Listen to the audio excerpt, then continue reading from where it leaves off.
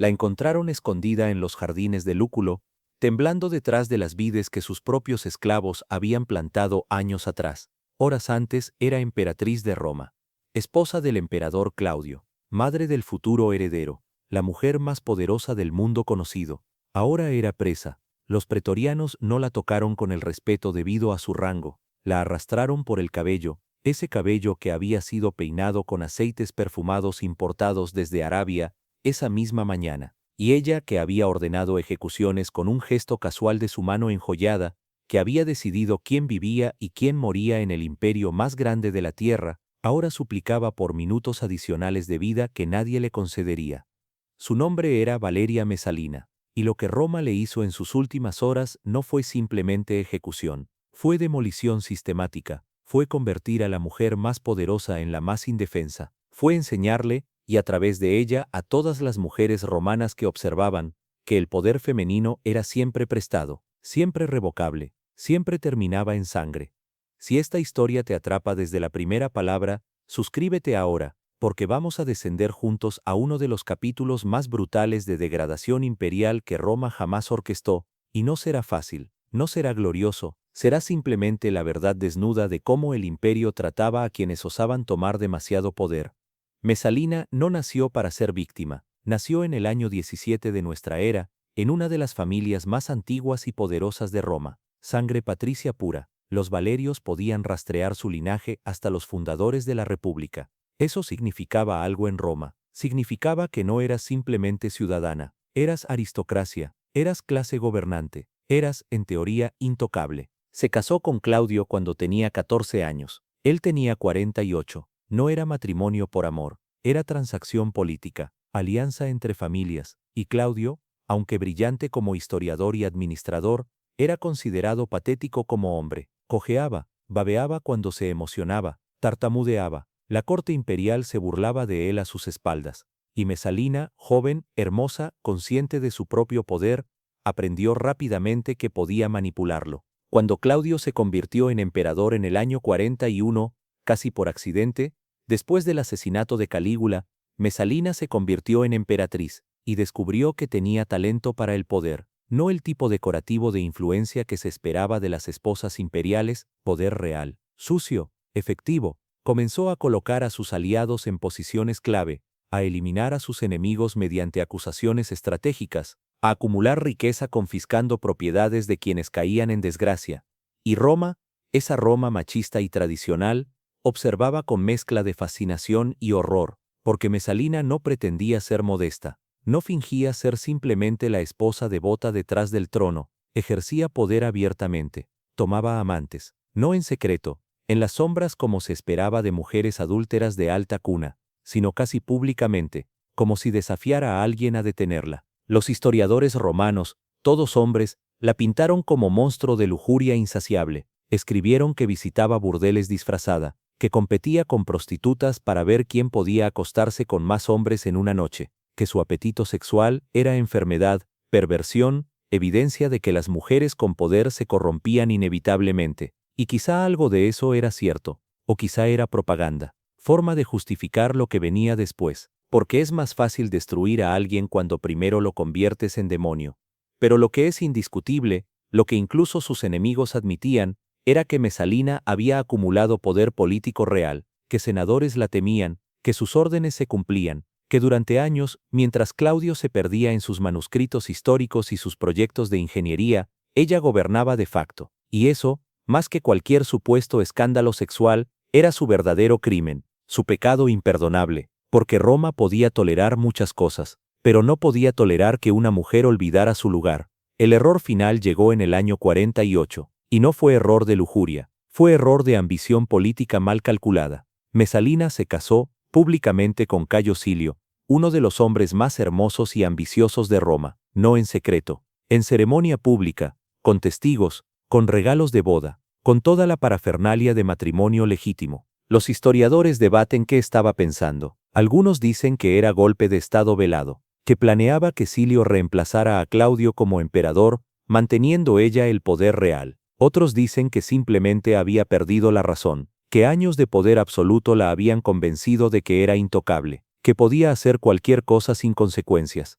Ambas interpretaciones probablemente contienen verdad, porque las personas que tienen poder demasiado tiempo comienzan a creer sus propias leyendas, comienzan a pensar que las reglas que gobiernan a mortales comunes no se les aplican, pero Roma tenía reglas, y una de las más fundamentales era que la esposa del emperador no podía casarse con otro hombre mientras el emperador viviera. No importaba cuán patético fuera el emperador, no importaba cuán poderosa fuera ella. Esa línea no se cruzaba, porque cruzarla significaba desafiar la estructura misma del poder imperial, significaba decir que el emperador podía ser humillado públicamente, que su autoridad era negociable, y eso Roma no podía permitirlo. Claudio estaba fuera de la ciudad cuando ocurrió la ceremonia, en Ostia, supervisando la construcción de su nuevo puerto. Los libertos imperiales, hombres que habían sido esclavos pero ahora manejaban la maquinaria administrativa del imperio, le llevaron las noticias. Y aquí comenzó la primera crueldad. No contra Mesalina todavía, contra Claudio, porque esos libertos, especialmente Narciso, el más poderoso de ellos, vieron oportunidad de eliminar a la emperatriz que los había tratado con desprecio, que los había recordado constantemente que eran exesclavos mientras ella era patricia nacida. Así que exageraron. Pintaron el matrimonio no como locura de mujer arrogante, sino como conspiración militar, como golpe de estado inminente, como amenaza existencial al emperador. Y Claudio, ese hombre que historiadores describían como débil, ese emperador que supuestamente era títere de su esposa, hizo algo que nadie esperaba. Actuó, rápido, brutalmente, con la eficiencia administrativa que había demostrado en sus proyectos de ingeniería pero nunca en asuntos personales. Ordenó arrestos inmediatos. Silio fue capturado intentando escapar, ejecutado sin juicio. Decapitación rápida porque era ciudadano romano y técnicamente tenía derecho a muerte digna. Pero los demás implicados en la ceremonia, había docenas, todos tratando de ganarse favor con lo que pensaban sería nuevo régimen, no tuvieron tal suerte. Fueron ejecutados de formas variadas. Algunos crucificados, otros arrojados desde la roca Tarpeya, el acantilado desde donde Roma tradicionalmente lanzaba a traidores. Sus cuerpos dejados pudrirse en público como advertencia. Y entonces vinieron por Mesalina. Y aquí comenzaron las 5 crueldades que la destruirían no solo físicamente sino existencialmente, que la desmantelarían pieza por pieza hasta que no quedara nada de la emperatriz que había sido. La primera crueldad fue el silencio. Cuando los pretorianos llegaron a buscarla, Mesalina intentó usar su autoridad, ordenó que se detuvieran, les recordó quién era, emperatriz de Roma, madre de Británico, hijo del emperador, descendiente de los Valerios. Su voz tenía el tono de quien ha dado órdenes toda su vida y espera obediencia automática. Pero los soldados no se detuvieron, ni siquiera respondieron, simplemente avanzaron, como si ella no hubiera hablado, como si sus palabras fueran sonidos sin significado. Y en ese momento, Mesalina entendió, su autoridad había desaparecido, no gradualmente, instantáneamente, como apagar una lámpara. Un momento eras emperatriz, al siguiente eras nada. Intentó huir, no con dignidad, no con plan, simplemente corrió, por los pasillos de su propia villa,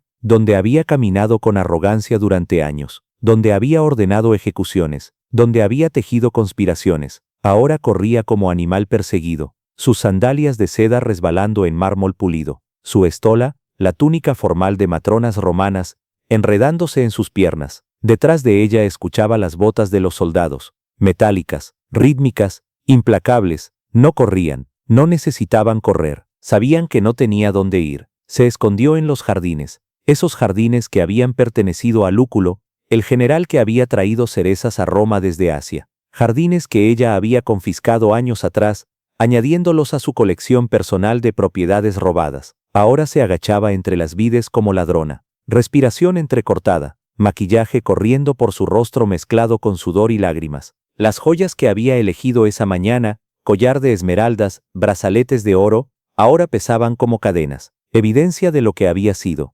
recordatorio de lo que había perdido.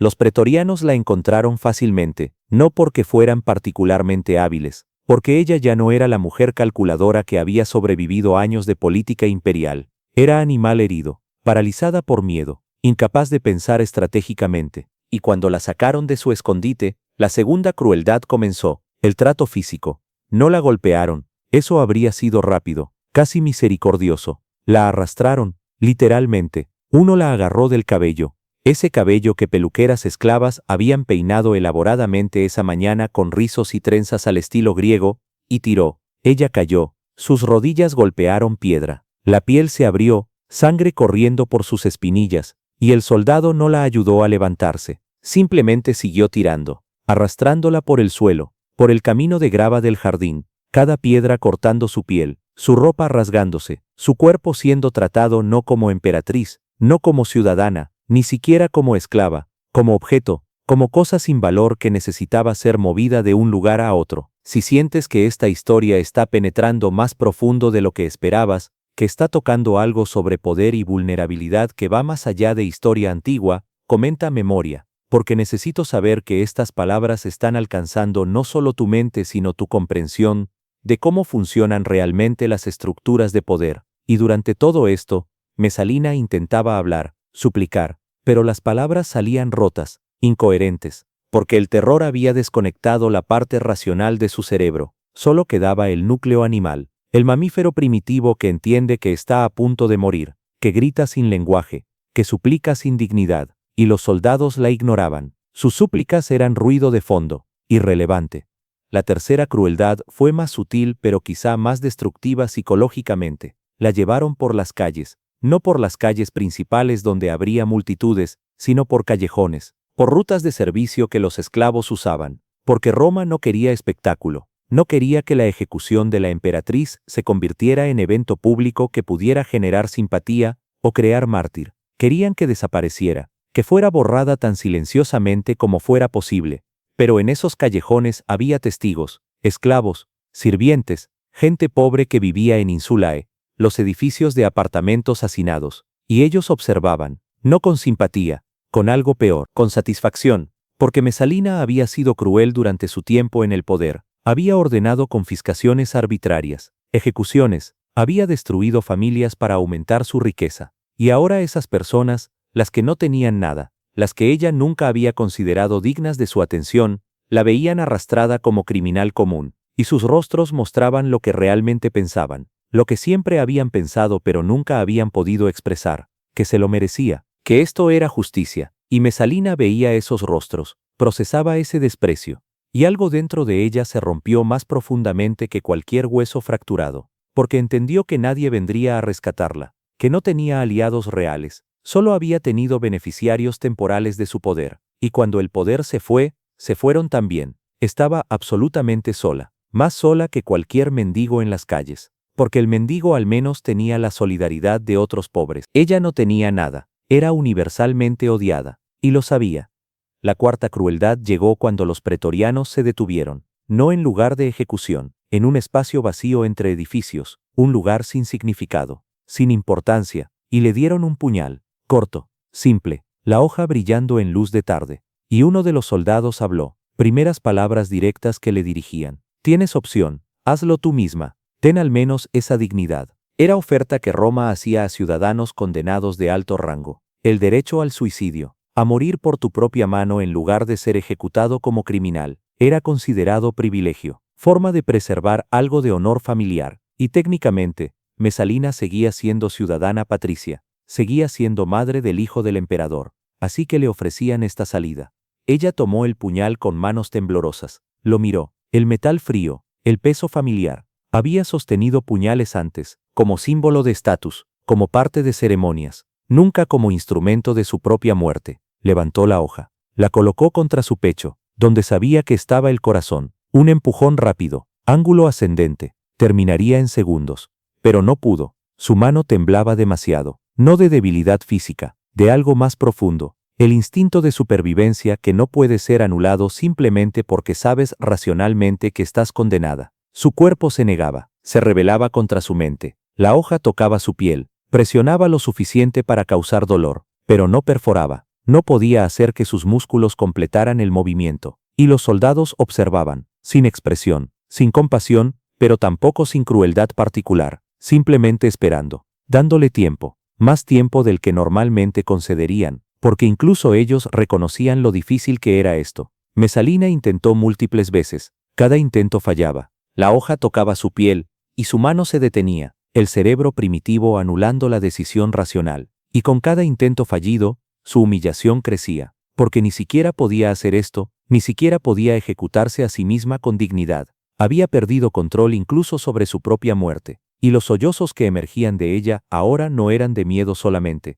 eran de vergüenza absoluta, de la comprensión de que había caído tan completamente que ni siquiera su suicidio podía ser ejecutado con gracia. Finalmente, uno de los pretorianos se cansó de esperar, se acercó, sin palabras, sin advertencia, tomó el puñal de su mano, y con movimiento eficiente, profesional, lo clavó en su pecho. Ángulo correcto, profundidad correcta. Ella jadeó, más de sorpresa que de dolor inicialmente, porque el shock retarda la sensación. Sus ojos se abrieron enormes, mirando al soldado, buscando, ¿qué? Compasión, explicación, algo humano, pero él ya se había alejado, limpiando la hoja en su capa, su trabajo terminado. Y entonces llegó la quinta y última crueldad, la peor de todas. No dejaron su cuerpo en paz, no le dieron funeral apropiado, no permitieron que su familia reclamara sus restos. Su cuerpo fue arrojado en fosa común, sin marcador, sin nombre, sin ritual, como si nunca hubiera sido emperatriz, como si nunca hubiera sido patricia, como si nunca hubiera sido nada.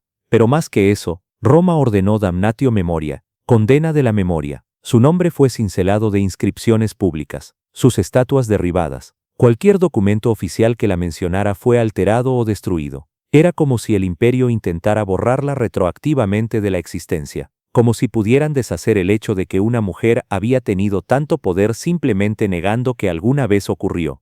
Y funcionó, parcialmente. Durante siglos después, Mesalina fue recordada no como figura política compleja, sino como caricatura, como símbolo de lujuria femenina descontrolada. Los historiadores romanos, escribiendo años después de su muerte, la pintaron como monstruo sexual. No mencionaban su habilidad política, su capacidad administrativa, las formas en que había navegado exitosamente el mundo más peligroso imaginable, la corte imperial romana durante años. Solo hablaban de sus supuestos escándalos sexuales, reducían su vida entera a su sexualidad, y en hacerlo completaban la destrucción que había comenzado con su ejecución. Porque esa es la forma más efectiva de destruir a alguien poderoso. No solo matarlos, sino controlar la narrativa después, asegurar que sean recordados de la forma que sirve a tus propósitos. Y Roma necesitaba que Mesalina fuera recordada como advertencia, no como mártir, no como víctima de sistema político brutal, sino como mujer que se corrompió por poder, como ejemplo de por qué las mujeres no debían tener autoridad, porque mira lo que pasó cuando una la tuvo, mira cómo terminó. La ironía amarga es que Claudio, el emperador que ordenó su muerte, no duró mucho más. 4 años después fue envenenado, probablemente por su siguiente esposa Agripina, quien quería asegurar que su hijo Nerón heredara el trono, y Nerón eventualmente mataría a Agripina también, y Británico, el hijo de Mesalina, fue envenenado por Nerón para eliminar rival potencial al trono. Toda la familia imperial destruida en cascada de violencia que Mesalina había ayudado a iniciar, pero no había vivido para ver completarse. Y ahí está la verdadera lección, no sobre moralidad sexual, no sobre roles de género apropiados, sino sobre la naturaleza del poder imperial romano. Era sistema que consumía a todos, hombres, mujeres, emperadores, emperatrices, nadie estaba seguro, nadie podía simplemente retirarse. Una vez que estabas dentro de la máquina, seguías hasta que te destruía. La única variable era cuánto tiempo duraría, y qué tan brutal sería tu final. Mesalina duró 9 años como emperatriz, años en que ejerció poder real, en que tomó decisiones que afectaron a millones, en que demostró que una mujer podía navegar política romana tan efectivamente como cualquier hombre. Pero Roma no podía admitir eso. No podía permitir que la narrativa fuera mujer competente, ejerció poder hasta que cometió error político y fue ejecutada. Esa narrativa sugiere que las mujeres pueden tener poder legítimamente, que pueden ser políticas serias. Así que la narrativa se convirtió en mujer sexualmente depravada, perdió control, traicionó a su esposo, merecía muerte humillante. Esa narrativa sirve propósito diferente, refuerza normas de género, advierte a otras mujeres sobre consecuencias de ambición, permite que hombres se sientan justificados en mantener a mujeres fuera de posiciones de autoridad. Porque mira lo que pasó la última vez. Y esa narrativa fue tan efectiva que duró 2000 años. Incluso hoy, cuando mencionas a Mesalina, la mayoría de la gente, si la conoce, piensa en los escándalos sexuales, no en su carrera política, no en cómo fue casada y ejecutada como animal, no en las 5 crueldades sistemáticas que la desmantelaron, sino en la caricatura que Roma creó para justificar haberla destruido. Las 5 crueldades que Mesalina experimentó no fueron accidentes, no fueron excesos de soldados sobre entusiastas, fueron diseño, fueron pedagogía. Cada etapa enseñaba lección diferente. El silencio le enseñó que su autoridad era ilusión. El maltrato físico le enseñó que su cuerpo no era sagrado. La ruta por callejones le enseñó que nadie la defendería. El puñal le enseñó que ni siquiera podía controlar su propia muerte. Y la damnatio memoria enseñó a todos los demás que Roma tenía última palabra, que podía borrar incluso a emperatrices de la historia si así lo decidía. Y la pregunta que deberíamos hacernos, 2000 años después, es ¿cuánto ha cambiado realmente? Seguimos viendo mujeres poderosas destruidas no solo físicamente sino narrativamente. Seguimos viendo cómo sus logros son minimizados mientras sus supuestos fallos personales son magnificados. Seguimos permitiendo que los poderosos escriban las historias de los que destruyen. Seguimos usando sexualidad femenina como arma para deslegitimar ambición femenina. Mesalina fue brutal, fue cruel, ordenó muertes, confiscó propiedades, no era santa, no era víctima inocente, pero tampoco era el demonio que Roma pintó. Era política operando en sistema donde la única forma de sobrevivir era ser despiadada, y cuando finalmente cometió error suficientemente grande, ese sistema la devoró, la masticó, la escupió, y luego pretendió que nunca había sido nada más que puta con corona.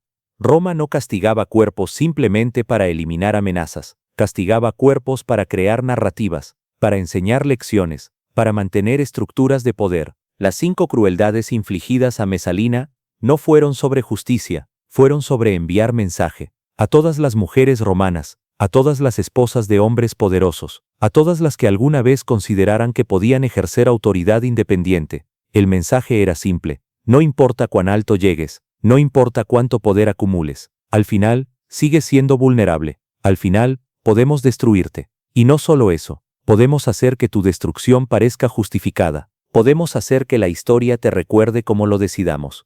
Y ese mensaje caló. Durante siglos después, las mujeres imperiales romanas ejercían influencia desde las sombras, cuidadosamente, nunca tan abiertamente como Mesalina, porque habían aprendido la lección, habían visto lo que pasaba cuando olvidabas tu lugar, cuando actuabas como si el poder que ejercías fuera realmente tuyo en lugar de prestado.